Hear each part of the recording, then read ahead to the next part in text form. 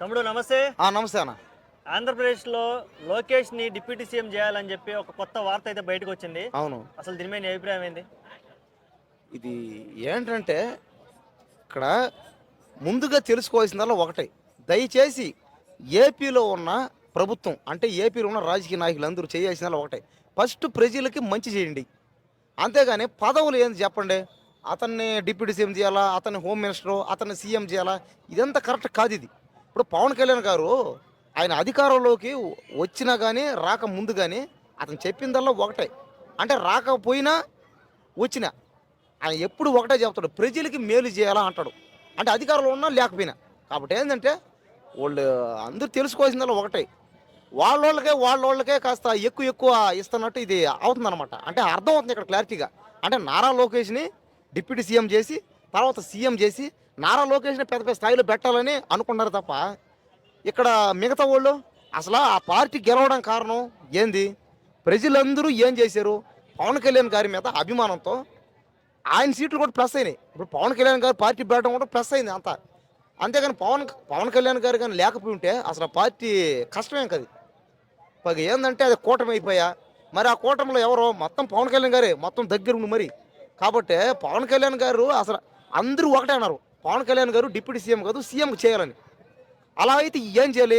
నారా లోకేష్ గారిని deputy CM చేసి పవన్ కళ్యాణ్ గారిని సీఎం చేయాలి ఇంకా. అంతే కదా లెక్క. ఇంకా ఎంతసేపు నారా లోకేష్ని డిప్యూటీ సీఎం చేస్తాం ఉంటే మంచి చేయాలా. ఫస్ట్ ప్రభుత్వం మంచి చేయాలా. మంచి చేసిన తర్వాత ఏం చేయాలంటే తర్వాత పదవుల గురించి ఆలోచించాలి. ఎంతసేపు పదవులు అంటారు తప్ప ఇంకా వాళ్ళకి పదవులు కావాల్సింది తప్ప ప్రజల గురించి ఆలోచన లేదు వాళ్ళకి. అంటే పవన్ కళ్యాణ్ మీద ఏమన్నా కుట్ర జరుగుతుందంటావా? ఇంకా కుట్ర జరిగినట్టే. అంతే ఇంకా అర్థం అవుతుంది. ఎందుకంటే వాళ్ళోళ్ళే మనోళ్ళే ఉండాలి, మన ఫ్యామిలీ ఉండాలి, మనోళ్ళే పదవులు చేయాలి అనే ఉంది తప్ప లేకపోతే ఏంది చెప్పండి. లేకపోతే మరి చంద్రబాబు నాయుడు గారేమో ముఖ్యమంత్రి, ఆయన కొడుకు, ఆయన ఫస్ట్ టైం ఎమ్మెల్యేనా అంతే. ఆయన పవన్ కళ్యాణ్ గారు కూడా ఫస్ట్ టైమే. కానీ ఏంది ఆయన సొంత పార్టీ అది. ఆయన సొంత పార్టీ దాని మద్దతు ఇస్తే అప్పుడు ఆ పార్టీ గెలిచింది. అదైనా కూడా కేంద్రంలో అయినా కూడా. కాబట్టి ఇదంతా ఏంటంటే కుట్ర చేయడానికి పన్నాగాలి. కాబట్టి ఇక్కడ మనం తెలుసుకోవాల్సిన ఒకటే, పదవులు కాదు, ఫస్ట్ ప్రజలకి మేలు చేయండి, మంచి చేయండి, ప్రజల గురించి ఆలోచన చేయండి. అంతేగాని మీరు ఎంతసేపు పదవుల కోసం ఆ పదవి ఉండి ఈ పదవి ఉండి అని పదవుల కోసమే చూసుకుంటా ప్రజల బాగోగులు ఏమి చూడకుండా ఉంటే ఇప్పటికీ ఏపీ మీద చాలా రకాలుగా దారుణాలు అన్నమాట. అంటే అసలు ప్రభుత్వం ఏం పట్టించుకోవడం లేదని, అసలు ప్రజల గురించి ఆలోచన చేయట్లేదని. ఎందుకంటే ఏపీలో ఇప్పుడు దాకా ఇస్తానన్న పథకాలు ఏమీ లేవు, తక్కువ. ఉచిత బస్సులు కూడా ఈ మధ్య స్టార్ట్ అయ్యాయంట. కాబట్టి ఏంటంటే బస్సులు అదే పెట్ల చూడండి, బస్సులు పెట్ల, సిలిండర్లు ఇవ్వాల, రైతులకు ఇస్తానన్న రుణమాఫీలు చేయలే, ఏమి ఇవ్వాల.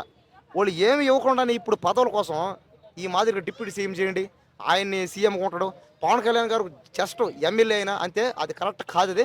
ఎందుకంటే మేమంతా పవన్ కళ్యాణ్ గారికి ఓటేసిందే కాకుండా మేము ఓటేస్తేనే వాళ్ళందరూ అధికారులు ఉన్నారు. ఇంకోసారి కానీ ఇలాగాని చేస్తే మాత్రం ఇంకా అందరం రియాక్ట్ అవుతాం అనమాట. అంటే పవన్ కళ్యాణ్ ఫ్యాన్స్ అందరూ.